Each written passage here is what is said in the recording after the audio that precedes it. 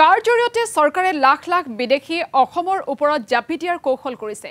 আজি পাঠশালাত অসম জাতীয় পৰিষদৰ এক যোগদান কাৰ্যসূচীত উপস্থিত থাকি অসম জাতীয় পৰিষদৰ সভাপতি লুৰিণজ্যোতি গগৈয়ে এনেদৰে সৰব হল চৰকাৰৰ বিৰুদ্ধে। দিল্লী অসমক ভিন্ন দৃষ্টিৰে চাই বাবে কা জাপি দিয়া বুলি উল্লেখ কৰি অসম জাতীয় পৰিষদৰ সভাপতিগৰাকীয়ে কয় যে বিদেশী জাপি দিব খোজা প্ৰক্ৰিয়াই কাঢ়ি লৈ যাব আমাৰ অধিকাৰ। এফালে মাদানী আৰু সৈয়দা হামিদা মুখ্যমন্ত্ৰীৰ এজেণ্ট বুলি পুনৰবাৰ দোহাৰি মাদানীৰ বিজেপিৰ সৈতে দীঘলীয়া সম্পৰ্ক আছে বুলি কটাক্ষ কৰে লুৰিণজ্যোতি গগৈয়ে।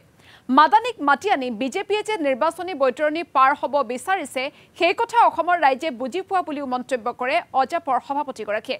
উল্লেখযোগ্য যে পাঠশালাৰ স্থানীয় আজাদ ভ্ৰমণ প্ৰাংগণত অনুষ্ঠিত অসম জাতীয় পৰিষদৰ যোগদান কাৰ্যসূচীত আজি বজালীৰ কেইবাগৰাকীও নেতৃস্থানীয় ব্যক্তি অৱসৰপ্ৰাপ্ত শিক্ষক আৰু সমাজসেৱী লোকে যোগদান কৰে দলটোত।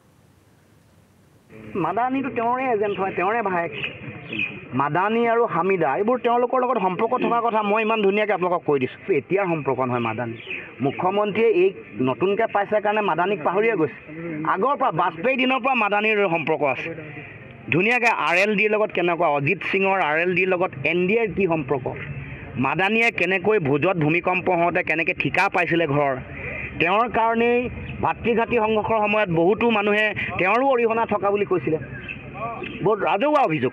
সৈয়দা হামিদাকো আনিছিলে, মাদানীকো আনিছিলে, সকলোকে আনি সাম্প্ৰদায়িকতাৰ খেল খেলিব খুজিছে।